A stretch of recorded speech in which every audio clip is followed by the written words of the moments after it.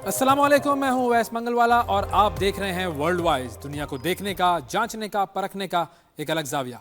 सबसे पहले नजर डालते हैं आज की टॉप स्टोरीज पर। फलस्तीनियों की नस्लकुशी, यहूदी मजहबी, सियासी और समाजी रहनुमाओं का मुजम्मती इश्तिहार जारी। गजा पर छाए जंग के बादल फिलहाल छट गए, इसराइल और हमास ने मुआहिदा बहाल कर दिया। हमास की तरफ से यरगमालियों की रिहाई, इसराइल ने इमदादी ट्रक रफा दाखिले से रोक दिए। ट्रंप के तारिकीन वतन के खिलाफ गैर इंसानी इकदामात अदालत में चैलेंज। खबरदार, भीख मांगते पकड़े गए तो सख्त सजा होगी, सेनेट में बिल मंजूर।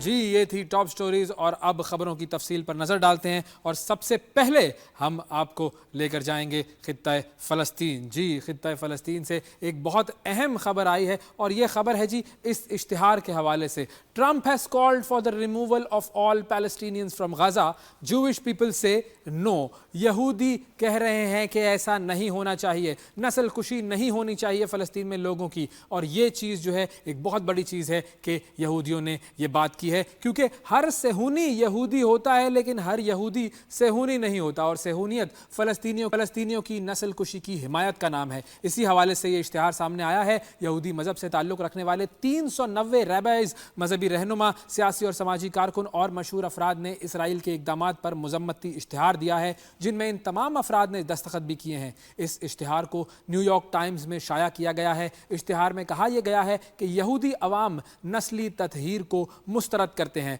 गजा में इसराइल के हाथों कत्ले आम की मजम्मत की गई है और साथ ही साथ अमरीकी सदर डोनाल्ड ट्रंप की जानिब से फ़लस्तीनियों की जो एथनिक क्लेंजिंग है, नस्ली ततहीर जो है, उसकी तजवीज़ की भी मजम्मत की गई है। इश्तिहार में दस्तखत करने वाले एक यहूदी सहाफ़ी पीटर बेनाट ने लिखा है कि हमारे वक्तों की बर्बरियत यह है कि हमें उन इंसानों का बिल्कुल भी ख्याल नहीं रहा जो सफ़ेद फाम या यहूदी और मसीही या मगरिब के बाशिंदे नहीं हैं। इसी तरह मारूफ हिदायतकार जॉनथन ग्लेजर ने यह भी कहा है कि दूसरी आलमी जंग में यहूदियों के कत्लेआम को एक कब्जागीर कुव्वत ने हाईजैक कर लिया है। ये बहुत बड़ी एक खबर है जी। और इसी हवाले से अब आगे बात करते हैं और मिस्र और तुर्की की बात करते हैं कि जी मिस्र और तुर्की ने हमास और इसराइल को जंग बंदी का मुआहिदा जारी रखने पर आमादा कर लिया है। जी बिल्कुल, ये जो मुआहिदा था जो कि ख़त्म होने के करीब था और डर था कि कहीं ये मुआहिदा ख़त्म ना हो जाए। ये वो 3 लोग हैं जो कि अब हमास की तरफ से रिहा किए जाने हैं और ये मुआहिदा जो है वो ख़त्म होने वाला था, लेकिन अब मज़ीद 3 इसराइली यरगमालियों को रिहा कर दिया है हमास ने और बदले में 369 फ़लस्तीनी कैदियों की रिहाई मुमकिन हुई है। हमास ने इसराइल की जानिब से जंगबंदी मुआहिदे की मुसलसल खिलाफ वर्जी पर जंगबंदी मुआहिदे पर अमल दरामद रोक दिया था और एक बार फिर दोनों फरीकैन की जानिब से जंग शुरू करने की बातें की जाने लगी थी, लेकिन मिस्र और तुर्की की मुदाखलत के बाद यरगमालियों की रिहाई का सिलसिला दोबारा शुरू कर दिया गया है। जंगबंदी डील पर जो मंडलाते हुए साए थे वो अब ख़त्म तो हुए हैं, लेकिन इसराइल मुआहिदे के मुताबिक इमदादी अशिया को गजा में दाखिल नहीं होने दे रहा। इसराइल ने मौसम की सख्ती झेलते फ़लस्तीनियों के लिए तैयार शुदा मकानात जो थे उन्हें गजा ले जाने की इजाज़त देने से इनकार कर दिया है। इसराइली हुकाम मुआहिदे के मुताबिक रफ़ा बॉर्डर पर मिस्र की तरफ खड़ी भारी मशीनरी और शहरियों के लिए तैयार शुदा मकानात को गजा आने नहीं दे रहे हैं। सिर्फ खाने पीने की अशिया, दवाएं, कंबल और टेंट्स को इजाज़त है, लेकिन वो भी ज़रूरत के मुताबिक नहीं और उस पर भी बहुत सारी पाबंदी। अब एक और ख़बर की तरफ आपको लेकर जाते हैं और ये ख़बर है जी यूनाइटेड स्टेट्स ऑफ अमेरिका से और यहाँ पर बात होगी डोनाल्ड ट्रंप की, जो कि एक तरह से कानून से बालातर शख्सियत है। जी, कानून से बालातर ट्रंप अपनी करने से बाज नहीं आ रहा। इंसानी हुकूक को बालाए ताक रखकर गैर कानूनी तारकीन वतन को ग्वांतानामो बे जेल भेज रहा है, लेकिन इमिग्रेंट हुकूक के हामी ग्रुप्स ट्रंप के इन इक़दामात के खिलाफ अदालत पहुंच गए हैं। अमरीकी सिविल लिबर्टीज़ यूनियन ACLU और कई इमिग्रेंट हुकूक के हामी ग्रुप्स ने ट्रम्प इंतजामिया के खिलाफ मुकदमा दायर कर दिया है ताकि हिरासत में लिए गए तारकीन वतन तक रसाई हासिल की जा सके। और सिविल लिबर्टीज़ यूनियन का मौक़िफ़ यह है कि तारकीन वतन को वकला तक रसाई नहीं दी जा रही है और उन्हें ख़ानदानों से रब्ते के बगैर रखना भी कवानीन की खिलाफ वर्जी है। मुकदमे में ग्वांतनामो बे में कैदियों की हालत ज़ार का भी जिक्र किया गया है और कहा यह गया है कि ग्वांतनामो बे की तारीख दोहराई जा रही है और ऐसा अमरीकी तारीख में पहली बार हुआ है कि अमरीकी सरजमीन पर गिरफ्तार होने वाले तारकीन वतन को ग्वांतनामो में भेजा जा रहा है। तो शदीद ये एक तशवीशनाक सूरत हाल है। अगली खबर की तरफ हम बढ़ते हैं और ये खबर है जी जर्मनी से। जी जर्मनी के हवाले से हम बात करेंगे और यूँ कहिए कि ये जेडी वेंस साहब जो कि अमेरिका के नायब सदर और ये पहुंचे जर्मनी और यहाँ पर इन्होंने जो कमेंट्स दिए हैं यूरोप में यूरोपियंस के खिलाफ जो कमेंट्स दिए हैं उस पर अब शोर होने लग गया है। जी इंसानी हुकूक का जो गला घोटने वाले हैं वो बात करते हैं आज़ादी इजहार राय की। म्यूनिख कॉन्फ्रेंस के अंदर अमेरिका के नायब सदर जेडी वेंस जो हैं उन्होंने एक ऐसा खिताब किया कि शुरका हैरत से उंगलियां मुंह में दबा बैठे। इल्ज़ामात से भरा खिताब था, उस पर तालियां भी नहीं बजी। जेडी वेंस का कहना यह है कि यूरोपीय रहनुमा तकारीर को सेंसर करते हैं, बरतानिया में आज़ादी इजहार पसपाई इख्तियार कर रही है और उन्होंने इस सूरत हाल को रूस से भी बड़ा ख़तरा करार दे दिया। और उनका कहना यह था कि यूरोप को सबसे बड़ा ख़तरा चीन या रूस से नहीं खुद अपने आप से है। अब इस बयान के बाद यूरोप वो अमेरिका से कैसे अपना ताल्लुक आगे बढ़ाएंगे ये वक्त बताएगा। अगली खबर की तरफ चलते हैं और अगली खबर है जी पाकिस्तान से। जी पाकिस्तान का मामला एक बड़ा संगीन मामला उठा सेनेट में और सेनेट में अब इस हवाले से कानून पास कर दिया गया है। जी पाकिस्तानी ऐवान में बिलाखिर बैरून मुल्क भीख मांगने वालों के खिलाफ कार्रवाई का फैसला कर लिया गया है। सेनेट ने इंसानी स्मगलिंग की रोकथाम, बैरून मुल्क भीख मांगने और 9 उम्र लड़कियों को जिस्म फरोशी के लिए बैरून मुल्क भिजवाने में मुलव्वस अफराद को सख्त सजाएं देने से मुताल्लिक बिल्स मंजूर कर लिए हैं। शेरी रहमान साहिबा की ज़ेर सदारत सेनेट में वज़ीर कानून आज़म नज़ीर तारड़ ने तीनों बिल्स पेश किए जिन्हें ऐवान ने मुत्तफ़िका तौर पर मंजूर कर लिया, किसी रुकन ने मुखालिफत नहीं की। बिल के तहत इन जराइम में मुलव्वस अफराद को 3 से 10 साल कैद और जुर्माने की सजाएं दी जाएंगी, जबकि बैरून मुल्क भीख मांगने में मुलव्वस जो सरगना है उसे भी सख्त सज़ा मिलेगी। ये एक बहुत ही पॉजिटिव कानून है जो कि बनाया गया है। अब आपको लेकर जाते हैं हम भारत की तरफ जहां पर एक ख़तरनाक वाक़या पेश आया है और ये ख़तरनाक वाक़या जो है वो हाथियों के हवाले से है। हाथियों की एक भगदड़ मची है और उसमें कुछ हलाकतें हुई हैं और ये जो एक मंदिर में हाथियों के हमले से भगदड़ मची है और उसके नतीजे में 3 अफराद हलाक हुए हैं। ये वाक़या पेश आया रियासत केरला में जहाँ पर एक मंदिर में तकरीब के दौरान पटाखे फाड़े गए और उसके बायस जो हैं वो हाथी खौफजदा हो गए, उन्होंने लोगों पर हमला कर दिया और उसकी वजह से वहाँ पर भगदड़ मच गई। हाथियों को मंदिर में त्यौहार के लिए लाया गया था और ज़ाहिर है जब वो पटाखे फटे तो उससे वो मुश्तइल हो गए और छोटी इमारत की तरफ भागे। हाथी इमारत से टकराए तो उसकी दीवार का एक हिस्सा गिर गया, उसके नतीजे में कुछ लोग मलबे तले दब गए। 2 ख़वातीन समेत 3 अफराद हलाक हुए और 20 अफराद ज़ख्मी भी हुए। तो ये कुछ ख़बरें और अब एक छोटा सा वक्फ़ा हमें लेना है। वक्फ़े के बाद जब हम दोबारा वापस आएंगे तो बड़े अहम मामलात पर हम आपसे बात करेंगे। मिलते हैं एक छोटे से ब्रेक के बाद। Welcome back. ब्रेक के बाद एक मरतबा फिर वर्ल्ड वाइज में खुशामदीद कहते हैं और अब बात करते हैं जी क्रिकेट की। Yes, let's talk about cricket. एक ऐसा सब्जेक्ट जो कि हम सबके दिल के करीब है और दिल को धचके भी बहुत ज़्यादा पहुंचाता है। हमने देख लिया ट्राई सीरीज़ में क्या हुआ, पाकिस्तान की कारकर्दगी कैसी थी, 1 moment up the other moment down, यही वाला मामला चल रहा होता है पाकिस्तान की क्रिकेट के साथ। और अब चैम्पियंस ट्रॉफी शुरू होने जा रही है 19 फरवरी। पाकिस्तान का पहला मैच एक मरतबा फिर न्यूजीलैंड के सामने पाकिस्तान की टीम खड़ी होगी। क्या हम चैंपियंस ट्रॉफी के लिए तैयार हैं या नहीं हैं? हमारी टीम सिलेक्शन पर बहुत सारे सवालात हैं, हमारी टीम की परफॉर्मेंस पर बहुत सारे सवालात हैं और इन तमाम सवालों के जवाब देने के लिए हमारे साथ मौजूद हैं क्रिकेट एनालिस्ट, सीनियर सहाफ़ी जनाब डॉक्टर नोमान नियाज़ साहब। अस्सलाम वालेकुम डॉक्टर। वालेकुम सलाम अवैस, कैसे हैं आप? खैरियत से हैं? बिल्कुल ठीक सर, बहुत शुक्रिया आपका प्रोग्राम के लिए, आपने वक्त निकाला। आपने आपका तो वो बयान सोशल मीडिया पर बहुत ज़्यादा मशहूर चल रहा है कि जिसमें आपने कहा था कि अगर चैंपियंस ये ट्राई सीरीज़ कोई और टीम जीत गई तो बाकी टीमों को तो जहर खा लेना चाहिए। तो शुक्र है किसी को जहर खाने की ज़रूरत नहीं पड़ी। नहीं, लेकिन अवैस बात सुने, ये पता नहीं मैंने कहाँ पे बयान दिया है, वो आप ढूंढ के बताइएगा। थोड़ा सा इसको मैं क्लैरिफाई कर जी दूं जी कि बिल्कुल। मैं और राशिद लतीफ़ करते हैं गॉड बिहाइंड, हमारा एक यूट्यूब का शो है। यस। तो उसमें हम सरकाज़म वगैरह करते हैं। तो राशिद ने जस्ट आउट ऑफ द कफ ये बोला कि ये यही पाकिस्तान की टीम जो आप कह रहे हैं इनबैलेंस्ड है और इररेलेवेंट है और मॉडर्न क्रिकेट वाली नहीं है, ये कहीं ना कहीं जो है ये टूर्नामेंट जीत जाएगी। तो मैंने कहा यार, अगर ऐसे ही टूर्नामेंट जीतने हैं तो फिर बाकी टीमों को जहर खा देना चाहिए।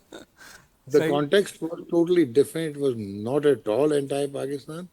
It was like Pakistan is our country, our yes team. Yes. और बेहतरीन है जो भी हमने इसका दाल दलिया बनाया है, वो हम इसके जिम्मेदार हैं। और पाकिस्तान, कोई शक नहीं बिल्कुल। कि हमारा। ये इसीलिए मैंने आपसे सवाल किया था ताकि ये बात क्लियर हो जाए, क्योंकि हम सब जानते हैं कि मीडिया जो है वो बस वो मसाले के पीछे होता है, वो किसी भी बात का बतंगड़ बना लेता है, विच इज़ रॉन्ग। तो अब आते हैं ज़रा पाकिस्तान टीम की परफॉर्मेंस पर। पहला मैच न्यूजीलैंड से हमने खेला, बुरे तरीके से हारे। दूसरा मैच हम तो ऐसा खेले कि जैसे हमसे बेहतर दुनिया में कोई टीम नहीं है, और तीसरे मैच में हम फिर वहीं आ गए जहां पर हम ओरिजिनली होते हैं। तो ये क्या है ये सर, ये क्या है ये? वैसे ये अभी मैंने बात की आपसे, देखें, एक चीज तो हमें मान लेनी चाहिए कि अब क्रिकेट जो है ना वो चेंज हो गई है। और क्रिकेट चेंज हुई है कि इंटीग्रेशन ऑफ टूल्स आ गए, जिसको मॉडर्न क्रिकेट कहते हैं ना। तो अब आपकी वो टीयर सिस्टम से जो प्लेयर्स बनते हैं, वो डिफरेंट प्लेयर्स हैं, वो मल्टी डिसिप्लिनरी अप्रोच के साथ प्लेयर्स बने हुए हैं। चाहे वो ऑनरे क्लासन है, चाहे जो भी आप ले लें इंटरनेशनल प्लेयर्स। तो हमारे जो सिस्टम है ना वो अभी तक दकियानूसी है और रेजिस्टेंस टू चेंज है। हमारी प्रायोरिटीज कुछ और है। और हमने कोशिश ही नहीं की कि हम ये इंटीग्रेट करते डोमेस्टिक क्रिकेट में, हम अपना प्रोडक्ट सामने लाते। अभी आपने रिसेंटली देखा कि मेरिट पे आपने सेलेक्ट किए लड़के। एक मोहम्मद हुरैरा को आपने टेस्ट मैच खिलाया, जी। कमरान गुलाम को आपने टेस्ट मैचेस खिलाए। लेकिन क्या ये वो प्लेयर्स की एबिलिटी है जो compete कर सकें, और क्या वो सिंक कर सके इंटरनेशनल लेवल पे? तो ये रिफ्लेक्ट करता है कि हमारा भी बहुत कुछ जो है पीछे रह गए हम। इंटरनेशनल क्रिकेट थोड़ी पोलराइज हो गई है। जो टॉप टीम्स हैं, जिनमें इंडिया है, इंग्लैंड है, ऑस्ट्रेलिया है, even New Zealand, to some extent South Africa, ये अलहदा हो गई हैं। और बाकी टीमें मिडिल टीयर और नीचे की टीमें हो गई। तो एक तो हमें ये इबहम अब ख़त्म कर देने चाहिए कि हम कोई बहुत दुनिया की बेहतरीन क्रिकेट टीम में से हैं। सही। हम 8वें 9वें नंबर पे टेस्ट मैच में रेड बॉल में हैं। हम फारिग हुए हुए हैं अपना T20 क्रिकेट में, वनडे में आपके सामने। तो ये तो एक चीज़ हो गई। अब आते हैं कि हमने किया क्या। हमने गजब ढाया। हमने जो टीम सेलेक्ट की, वो पता नहीं किसी की ईगो थी। मैं नहीं मान सकता कि अजहर अली जो 97 टेस्ट मैच खेला हो, या असद शफीक जो 77 टेस्ट मैच खेला हो, या Aqib Javed with all his experience in the world, वो एक स्पेशलिस्ट स्पिनर के साथ जाएंगे और एक स्पेशलिस्ट ओपनर के साथ जाएंगे। ये तो मेरे तो दिमाग में ये बात फिट ही नहीं हो बैठती नहीं है ना, सकती। बिल्कुल बिल्कुल। यस। कि आईसीसी टूर्नामेंट में। अच्छा, फिर अब एक और वैसे इंटरेस्टिंग आस्पेक्ट, आप जरा हमारी प्रायोरिटीज देखें और हमारा होमवर्क देखें। 27 अक्टूबर 2024 को हमने सेंट्रल कॉन्ट्रैक्ट्स जो हैं वो फाइनलाइज किए, वो हमने दिए। उनमें हमने फ़खर जमान को, जिसने 400 किए हुए थे जी। 2023 में, क्योंकि हमारी ईगो हर्ट हुई हुई थी हमारी क्रिकेटिंग ब्यूरोक्रेसी की, तो हमने उसको हटा दिया। यस। वो हट गया। हमने राना फ़हीम अशरफ को परफॉर्मेंस बेस्ड निकाल दिया को सेंट्रल कॉन्ट्रैक्ट से। ठीक किया। कोई 8.5 की बैटिंग एवरेज थी, कोई 150 की बॉलिंग एवरेज थी, 109 की, हमने निकाल दिया। कुछ जो बीटेड के उसके बाद ना चैंपियंस कप जो है वो पहले हो चुका हुआ था, प्रेसिडेंट्स कप भी पहले हो चुका था लिस्ट ए का, और आपने ये कॉन्ट्रैक्ट्स दिए। इस टीम में 5 ऐसे प्लेयर्स हैं जिनके सेंट्रल कॉन्ट्रैक्ट्स नहीं। माशाल्लाह। दैट क्लियरली शोज कि आपका होमवर्क कितना है। अच्छा, उसके बाद मुझे अब ये बताइए कि आप डाटा एनालिसिस एनालिसिस करते रहते हैं। आप कहते हैं हम भी बड़े प्रधान हो गए हैं। आपका प्रॉब्लम सारा पाकिस्तान का मिडल ओवर्स का रहा। और आपके मिडिल ओवर्स में आउट कौन करता रहा? या शादाब खान या मोहम्मद वसीम जूनियर। जी। शादाब और इरफान नियाजी के पास जो है सेंट्रल कॉन्ट्रैक्ट था। दोनों को हमने टीम में नहीं रखा। रखा किसको हमने? खुशदिल शाह को। हाँ। किसको रखा हमने? जो है राना फहीम अशरफ। ठीक हो गया। अब आपने मुझे कहा कि ये फ्लक्चुएटिंग परफॉर्मेंसेस क्यों होती हैं। पहले मैच से लेके तीसरे मैच तक रिजवान कॉम्प्रोमाइज था। उसको समझ नहीं आ रही कि वो अपना मेन स्पिनर किस वक्त बॉलिंग करवाए। जो बॉलिंग आप चार्ट्स उठा के देखें, मैप उठा के देखें कि 10 ओवर का एक कोटा होता है एक बॉलर का, 5 5 जगह पे शाहीन अफरीदी को उन्होंने यूज किया है। कि वो अच्छा, अब ये कौन सी दुनिया में होता है, जो अभी आपने फाइनल की बात कर रहे हैं ट्राई नेशन की, कौन सी दुनिया में होता है कि सबसे मुश्किल मिडल ओवर्स वो 20 के 20 जो है वो आपके पार्ट टाइम बॉलर्स कर जाए। हाँ, तो अब हम क्या ये कह सकते हैं कि मतलब रिजवान की कैप्टनसी स्किल का मसला नहीं है, उसके पास ऑप्शंस का मसला है। ऑप्शंस का मसला है, लेकिन सर वो पार्टी हो गया ना, वो माना क्यों? If he is the captain of Pakistan, Brunt तो उसने लेना है ना। बिल्कुल। अब आप मुझे बताएं कि तीसरे मैच में आपने पहले मोहम्मद हसनैन को मार पड़ी, आप अच्छा आपका प्लान किया, आपने ऑल फास्ट अटैक से जाना है, आपने स्पिनर को कहाँ यूज करना है, आपने हसनैन को ड्रॉप करके राना फ़हीम अशरफ को रखा। दो चीज़ों कि आपने बैटिंग डेप्थ ऐड की और आपने बॉलिंग ऐड की। बॉलिंग तो फ़हीम कभी मिडिल ओवर में आउट भी नहीं करता, हाँ, इकॉनमी बेस भी मिडिल होता है।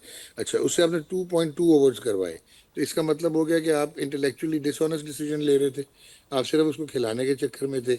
अच्छा, अगर आपने अपना बैटिंग डेप्थ ऐड करनी थी, तो जब आपके ऊपर से आउट होते हैं, ये 11.5 ओवर्स में शायद आए हैं सलमान अली आगा और मोहम्मद रिजवान रिजवान। टॉस जीत जी। बैटिंग कर रहे हैं। अगले 20 ओवर में आपने बैटिंग की है और आपने सिर्फ 4.4 रन पर ओवर किए, 88 रन किए हैं 20 ओवर्स में। जी। वो कौन मॉडर्न क्रिकेट है यार? अच्छा, अगर आपने बैटिंग डेप्थ ऐड की हुई थी तो आप प्रोटेक्टिव किस चीज़ के थे, कॉशियस किस चीज़ के थे? तो दैट क्लियरली शोज कि ना होमवर्क है, ना प्लान है, ना एबिलिटी है। और मेरे ख्याल में it's a case of super egos, that's all. और ये मतलब ईगो हमेशा बर्बाद करती है, हमेशा बर्बाद करती है। अच्छा, एक एक और एस्पेक्ट जो कि बहुत सारे लोग जो है वो इस बात को जानना चाह रहे हैं कि देखें, बाबर आजम जिसके हवाले से जो है वो पता नहीं 60 इनिंग्स से ज़्यादा हो चुकी है, कोई सेंचुरी नहीं बनी है उससे। बाबर आजम को हमने ओपनर के तौर पर भी ट्राई कर लिया, क्या वो ओपन करना उसका सही है या नहीं? और दूसरा ये कि क्या क्या पीसीबी में कोई साइकोलॉजिकल कोई काउंसलिंग नहीं होती है? बिकॉज क्रिकेटिंग स्किल का तो उसका मसला नहीं है ना, तो वो साइकोलॉजिकल बैरियर उसका ऐसा आ गया है कि वो नहीं परफॉर्म कर पा रहा। यार, आपने बड़ा अच्छा सवाल किया। एक तो नंबर वन, अभी रिसेंटली 3 मैचों की सीरीज हुई है, इंडिया वर्सेस इंग्लैंड। जी। पहला मैच विराट कोहली नहीं खेले, तो ये यशस्वी जायसवाल जो कि probably one of the finest cricketers है इस वक्त कंटेम्प्रेरी क्रिकेट में, जो आ रहा है ऊपर, उसको इन्होंने डेब्यू करवाया। लेकिन अगले मैच में जो विराट ने वापस आना था, क्योंकि नंबर नहीं बन रहा था, शुभमन गिल ने ऊपर आना था, तो उसको ड्रॉप कर दिया गया। ठीक हो गया। बिल्कुल। बाबर आजम कि इस वक्त आप हैरान होंगे, not only that he was the joint quickest to 6,000 run in yes. One day cricket, उसका कमाल ये है कि 60.17 की नंबर 3 पे एवरेज और 1900 है। हाँ। ठीक। अच्छा, अब एक बैट्समैन जिसकी एक स्लॉट है नंबर 3 का, जहाँ पे वो एग्जीक्यूट करता है, और 2 सवा 2 साल से, हालांकि वो जनरेशनल टैलेंट है आपका, वो बहुत फर्क है। बिल्कुल। अभी भी आपको ही समझ आती होगी जब आप बाकियों से उसको कंपैरेटिव एनालिसिस करेंगे, तो ये स्टॉक है।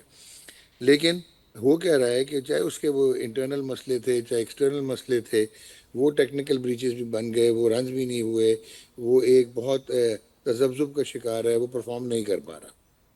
और आप उसको डिस्प्लेस करते हैं उसकी बेस्ट पोजीशन से वाइट बॉल में, और आप उसको ओपन करा देते हैं। और यार, आप ओपन क्यों करा देते हैं? क्योंकि आपने एक एक्स्ट्रा ओपनर नहीं रखना। जी। और आपने एक्स्ट्रा ओपनर इसलिए नहीं रखना कि आपने किसी को पूरा पारा करना है मिडल ऑर्डर में। सो यार, दैट इज, अब मुझे आप बताएं कि आप कितना जुल्म कर रहे हैं एक अपने प्रीमियर प्रोडक्ट के साथ जो स्ट्रगल कर रहा है। बिल्कुल। और ये सो वेरी राइट।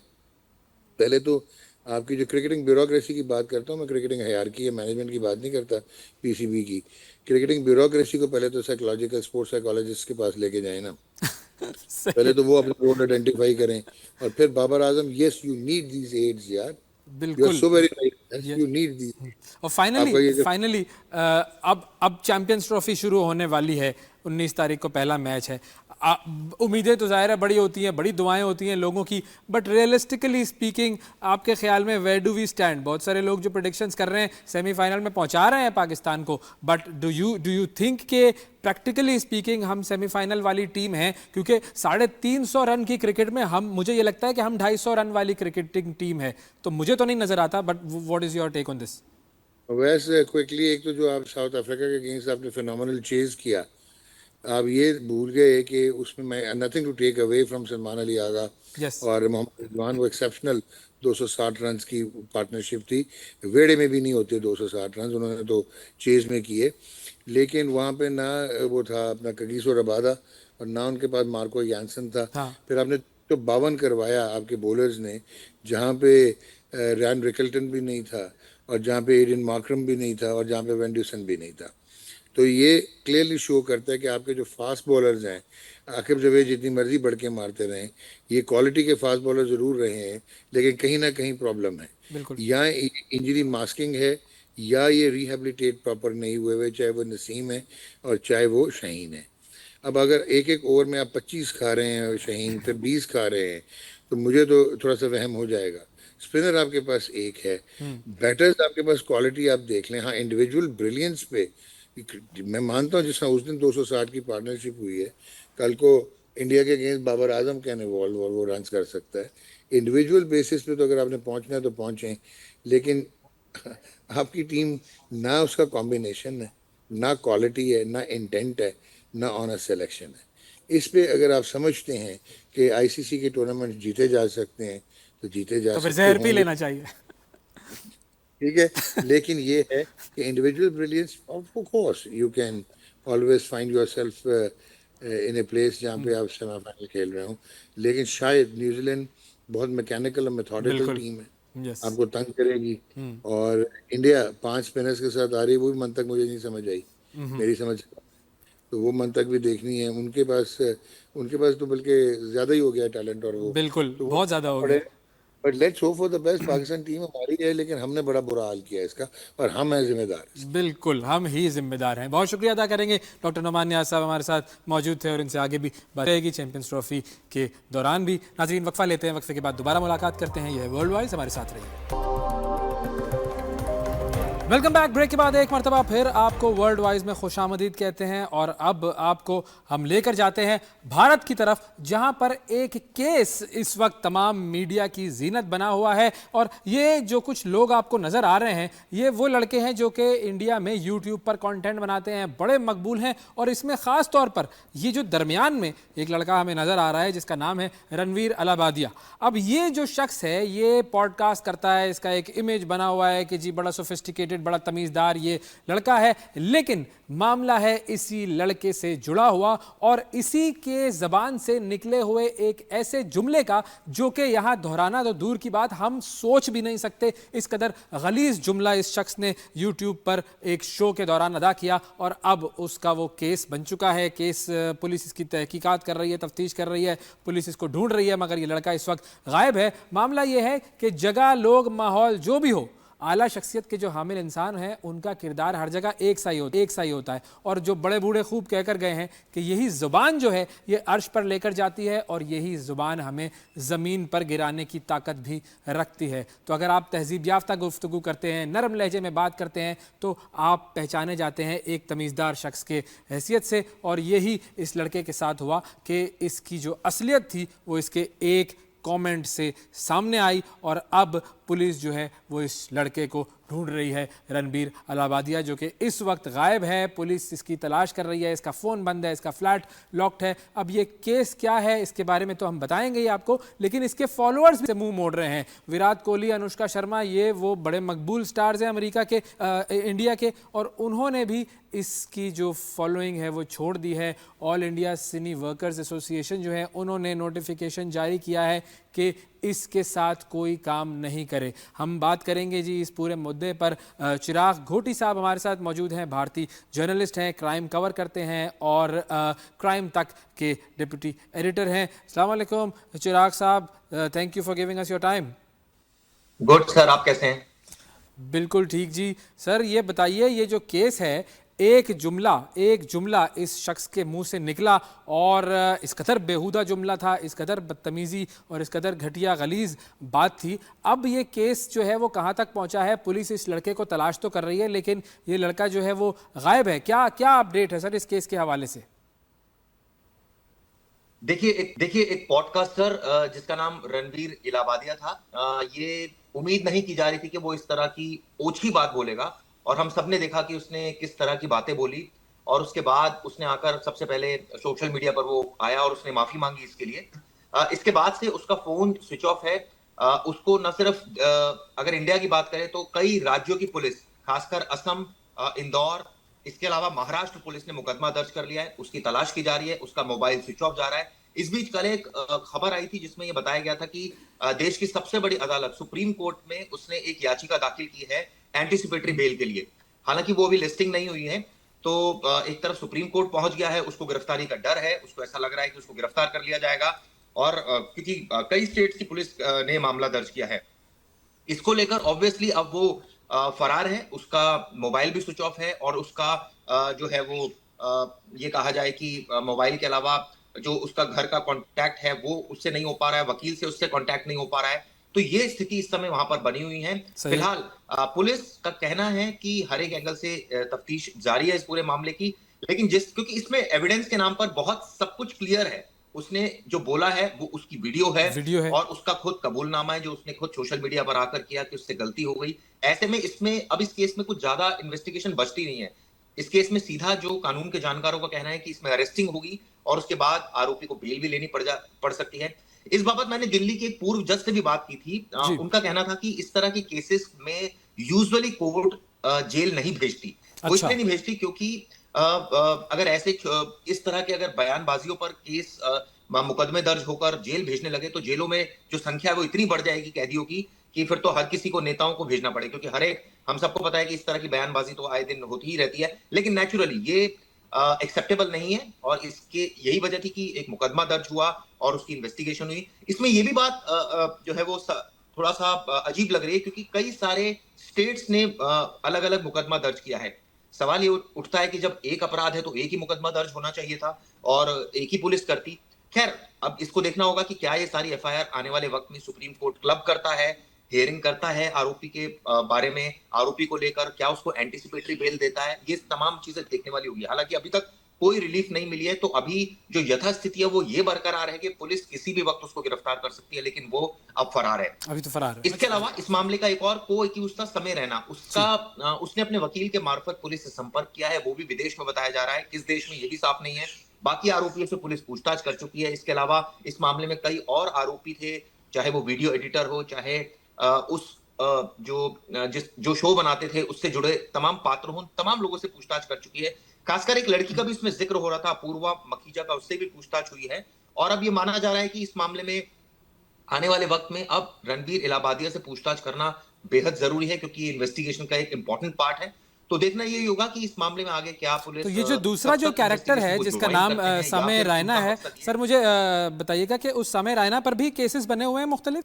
देखिए, निश्चित रूप से, क्योंकि जिस तरह की इन्वेस्टिगेशन इस पूरे मामले में हुई थी, हमने देखा कि शुरुआत से ही इस मामले में जब वीडियो सामने आया था, न सिर्फ रणबीर इलाहाबादिया बल्कि इस मामले में समय रैना, चंचलानी, अपूर्वा मखीजा और कुछ और लोग भी मौजूद थे जो स्टेज पर थे, यानी कि 4 से 5 लोग थे। इसके अलावा इस जो प्रोडक्शन हाउस है, जो ये चैनल चल रहा है, उससे जुड़े भी कई सारे लोग हैं, इंडिया गॉट लेटेंट से, यानी कि कुछ प्रोड्यूसर्स हैं, कुछ वीडियो एडिटर्स हैं, कुछ ग्राफिक डिजाइनर्स हैं, जैसे कि अमूमन एक टीम में होते हैं। तो पुलिस अब तमाम लोगों से पूछताछ करना चाहती है।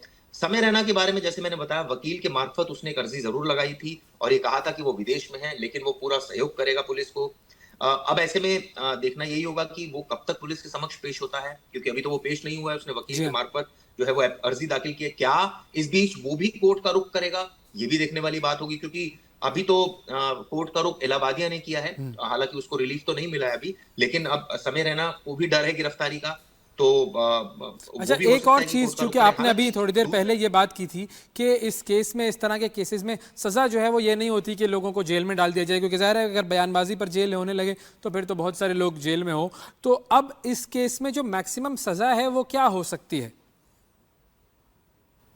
देखिए, इसमें जो सेक्शंस लगे हैं वो 2 सेक्शन एप्लीकेबल हुए हैं। तो बीएनएस की तमाम धाराएं लगी है, जिसमें 299 लगी है बीएनएस की। इसके अलावा एक कॉमन इंटेंशन की धारा लगी है बीएनएस की। इसके अलावा इसमें इंफॉर्मेशन टेक्नोलॉजी एक्ट की धारा लगी है, जिसमें ये कहा गया है कि कोई भी इस तरह की सामग्री को ट्रांसमिशन जब करते हैं कोई, और अगर सोशल मीडिया पे ट्रांसमिट करे जा रहे हैं या प्रसारित कर रहे हैं तो नेचुरली ये एक ऑफेंस है। अगर इस तरह की अश्लील भाषा का उसमें इस्तेमाल है और ऑफेंस है, तो इसमें पनिशमेंट मैक्सिमम कई सेक्शंस में 3 से 5 साल है, कई में 5 से 7 साल तक की भी सजा है। लेकिन जैसे मैंने कहा कि इस तरह के केसेस में सजा मैंने तो नहीं सुना कि इस तरह के केसेस में कोई बहुत ज्यादा सजा हुई हो। कई बार लोअर कोर्ट से हो जाती है सजा, तो हाथ के हाथ जो है वो हाई कोर्ट का रुख हो जाता है और उसके बाद तब तक आरोपी को जो है वो सजा सस्पेंड हो जाती है, हाई कोर्ट में मामला चलता रहता है। मेरे अब तक के जो करियर में 25 साल के करियर में मैंने नहीं सुना कि किसी को इस तरह के केसेस में जेल जाना पड़ा अच्छा। हो और लंबे समय तक जेल जाना पड़ा हो। जेल तो जाना पड़ा है कि 1-2 दिन 4 दिन, वो भी देश के खिलाफ अगर आपने कुछ बोल दिया है तो एक अलग बात है। तो अगर आपने किसी की धार्मिक भावनाएं आहत कर दी है तो एक अलग बात है।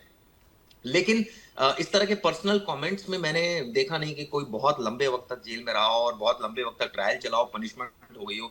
तो ये एक तो इसकी प्रैक्टिकल एस्पेक्ट है। लेकिन जहां तक आपने सजा की बात की, देखिए कानून तो और जो सेक्शंस हैं वो सजा से चलते हैं और सजा तो इसमें 3 से 5 साल तक की भी सजा ठीक हो है। सकती है अगर प्रूव हो जाए। लेकिन ये इतना आसान नहीं है, ये लंबा प्रोसेस होता है प्रूव होने का भी। इसमें ट्रायल चलता है, चार्जशीट फाइल होगी, उसके बाद एविडेंस लीड होगा। तो ये तो यही कहा जाता है कि कोर्ट में तो मामले लंबे चलते ही हैं। तो इतना आसान नहीं है जितना आसान ये दिख रहा है। दूसरा, इस तरह के केसेस में कई बार ऐसा भी होता है कि जो दोनों पार्टीज होती हैं, क्योंकि कंप्लेनेंट खुद स्टेट बना है, यानी कि जो लोग बने हैं, जो कंप्लेनेंट बने हैं, जो पुलिस बनी है, इसमें कंप्लेनेंट खुद असम पुलिस बनी है। तो इस तरह के केसेस में ये माना जा सकता है कि जब असम पुलिस कंप्लेनेंट बनी है, एक तरफ महाराष्ट्र पुलिस कंप्लेनेंट बनी है, एक तरफ इंदौर पुलिस कंप्लेनेंट बनी है, तो कई बार ऐसा भी होता है इस तरह के केसेस सेटलमेंट में भी चले जाते हैं और आगे जाकर जो है वो सेटल हो जाते हैं। बिल्कुल ठीक। अच्छा, अब एक और केस है, बहुत पहले हुआ था, वो एआईबी का एक रोस्ट शो था जिसमें वो अर्जुन कपूर और रणवीर सिंह थे और करण जौहर भी वहाँ पर बैठा हुआ था और वहाँ पर भी बहुत ही गलीज गुफ्तगू हुई थी। उस पर भी कुछ केसेस बने हुए थे, लेकिन उसके बाद उसका कुछ नहीं हुआ, कोई सजा वगैरह तो किसी को नहीं हुई। मैंने वही आपको बताया कि इस तरह के केसेस में यूजुअली पहले तो इन्वेस्टिगेशन के नाम पर बहुत लंबे खींचते हैं केस। और देखिए पुलिस के पास, मैं आपको ऑनेस्टली बताऊं कि इस तरह के केसेस के लिए बहुत ज्यादा वक्त भी नहीं है, क्योंकि उनकी प्रायोरिटी अलग है। उनके पास और हीनियस क्राइम बहुत ज्यादा है। जब मेरी पूर्व जज से इस बाबत बात हुई तो उनका साफ साफ ही कहना था कि आपको क्या लगता है कि पुलिस इतना खाली है कि इस तरह के केसेस में जाकर इन्वेस्टिगेशन करेगी? चूंकि मीडिया प्रेशर है। अभी तो 4 दिन तो ठीक है मीडिया प्रेशर है, लेकिन उसके बाद कोई और मामला आ जाएगा। और हीनियस क्राइम, चोरी, ये तो चोरी भी नहीं है एक तरह से कहा जाए, ये तो सबसे जो छोटा क्राइम अगर किसी को कहा जाता है, चोरी, झपटमारी, लूटपाट, डकैती, ये इस तरह का कोई क्राइम ही नहीं है। ये तो बिल्कुल एक ऐसा क्राइम है जो किसी ने स्टेटमेंट दिया और ओरली काइंड ऑफ बोल दिया, किसी के सेंटिमेंट हर्ट हो गए किसी इंडिविजुअल के या किसी कुछ लोगों के। तो ये तो इस तरह का क्राइम है। तो इसमें बहुत ज्यादा जैसे मैंने बताया कि ठीक है, उछल जरूर जाते हैं मामले, क्योंकि सेलिब्रिटी होती है वो, इस तरह की अगर बातें करें तो नेचुरली इस पर बवाल मचता है और क्वेश्चंस उठते हैं, क्योंकि उनकी एक अलग फैन फॉलोइंग होती है। लेकिन ये भी बात सच है कि इस तरह के केसेस में ज्यादा कुछ होता नहीं। लेकिन जहां तक मैं आपको एक बात करूं, इस केस का एक और पहलू है। समय रैना को भी हाल ही में एक बड़े शो में भी बुलाया गया। इस तरह की जो कंटेंट है, ये भी सच है कि वो यूथ सुनने के लिए रेडी रहता है, तभी उनके इतने ज्यादा व्यूज आते हैं इस तरह के शोज के। क्योंकि अगर कोई हाँ। रॉ मटेरियल कोई सुनाने लग जाए किसी भी सोशल मीडिया प्लेटफॉर्म पर, तो नेचुरली लोग कई ऐसे लोग हैं, मैं हर किसी की बात नहीं कर रहा, लेकिन बहुत सारे ऐसे लोग हैं जो पसंद करते हैं इस तरह के कंटेंट को। और यही वजह है कि उनके व्यूज आते हैं और यही वजह है कि वो हिट होते हैं। शायद ये भी एक हो सकता है कि रणवीर को ये लगा हो कि समय रैना चूंकि काफी हिट है, उनके शो पर अगर मैंने इस तरह की बातें की तो मैं भी हिट हो जाऊंगा। हालांकि वो ऑलरेडी बहुत हिट हैं, लेकिन हाँ, उनकी जो छवि थी वो अभी तक थोड़ी डिफरेंट थी। वो अच्छे पॉडकास्ट करते थे, लेकिन अब अब वो अचानक बिल्कुल एकाएक ही एक उन्होंने इस तरह नेगेटिव की तरीके से जो है वो लोगों के सामने आए। लेकिन जाहिर है गलाजत तो गलाजत है, गंदगी तो गंदगी ही होती है और किसी भी तरह उसे प्रमोट नहीं किया जाना चाहिए। फाइनली आखिरी सवाल आपसे मैं ये करूंगा कि लोगों का क्या रिएक्शन आ रहा है, क्योंकि मैं कमेंट्स जब पढ़ रहा था कुछ लोग बहुत इस पर आवाज़ उठा रहे थे कि ये गलत हुआ, कुछ लोग ऐसे हैं जो ये कह रहे हैं कि जी अब तो ये रणवीर को हरास करने की बात हो रही है और बस ठीक है उसको माफ़ कर देना चाहिए। नेचुरली ये तो एक तो होता ही है, क्योंकि सारा गेम ही सोशल मीडिया का है और सारा गेम ही व्यूज का है। आप देखिए ना कि समय रैना के बारे में ये कहा जाता है कि वो तो बहुत ही वल्गर कंटेंट बनाते हैं, बोलते हैं। इससे पहले भी इस शो में देखिए, जो मैं देख रहा था, इसकी रिसर्च कर रहा था, इसमें अलग अलग सेलिब्रिटी आई है, इसमें राखी सावंत भी आई है, इसमें कुछ और भी सेलिब्रिटीज आई हैं। तो ऐसा नहीं है कि ये शो कोई बहुत इसमें बहुत अच्छी बातें होती हैं और बहुत रॉ बातें होती हैं। लेकिन अब जहां तक बात है कि रणवीर से ये उम्मीद नहीं की जा रही थी, लेकिन खैर हुआ, तो नेचुरली उनके फैन बहुत आहत हैं इस बात को लेकर और अर्निंग पर तो फर्क पड़ा ही है। इस तरह की खबरें भी बहुत है कि उनके कुछ फॉलोवर्स जो हैं वो सोशल मीडिया पर कम हो गए हैं, लेकिन चूंकि अब ये तो इसके बारे में तो कोई ऑथेंटिक जानकारी तो वही देगा जो जो है वो हैंडल ऑपरेट कर रहा हो, तो इस तरह की जानकारी तो अभी तो आ नहीं रही। लेकिन हाँ, इस तरह की चीजें जो दिख रही हैं, चाहे वो यूट्यूब हो चाहे दूसरे प्लेटफॉर्म्स हो, वहां उनके बारे में जो ट्रोल हुआ है, तो नेचुरली इसका नुकसान तो होता है। इसमें ये कहा जाए कि इसका बहुत ज्यादा negative publicity is also positive publicity, ऐसा नहीं है। लोग ऑब्वियसली आहत हुए हैं और जो उनको मानते थे उनको थोड़ी पीड़ा जरूर हुई है, लेकिन अब वही है कि कई लोग होते हैं जो माफ कर देते हैं, कई लोग होते हैं माफ नहीं करते। जी, बहुत शुक्रिया अदा करेंगे जी। हमारे साथ चिराग घोटी साहब मौजूद थे भारत से, और बात हो रही थी रणवीर इलाहाबादिया के एक मुतनाज़ तरीन कमेंट के हवाले से। अब ये तो मामला हुआ इंडिया में, लेकिन ज़रा आप लोग जो हम पाकिस्तान में रहते हैं, हमें भी ज़रा ये देखना चाहिए कि हमारे पास भी बहुत सारे ऐसे यूट्यूब पर कंटेंट क्रिएटर्स आ चुके हैं जो कि इंटरनेट पर फ्री कंटेंट के नाम पर बहुत ही ज़्यादा गंदा और गलीज़ कंटेंट प्रोड्यूस कर रहे हैं, और बहुत सारी वल्गर बातें उनमें भी हो रही हैं। और ये कंटेंट जो है ये कौन रोकेगा? सबसे बड़ा सवाल ये भी है। हमें भी उस कंटेंट का बॉयकॉट करना चाहिए, उन लोगों का बॉयकॉट करना चाहिए जो कि इस तरह की गलाजत और गंदगी माशरे में फैलाते हैं और इंटरनेट पर प्रमोट करते हैं। बहुत सारे ऐसे कंटेंट क्रिएटर्स हमारे यहाँ पर भी मौजूद हैं, उनसे बचना है और उनका बॉयकॉट करना है। आज के प्रोग्राम में इतना ही। आपसे अगले प्रोग्राम में फिर मुलाकात करेंगे। उस वक्त तक के लिए इजाज़त दीजिए। अल्लाह हाफिज़।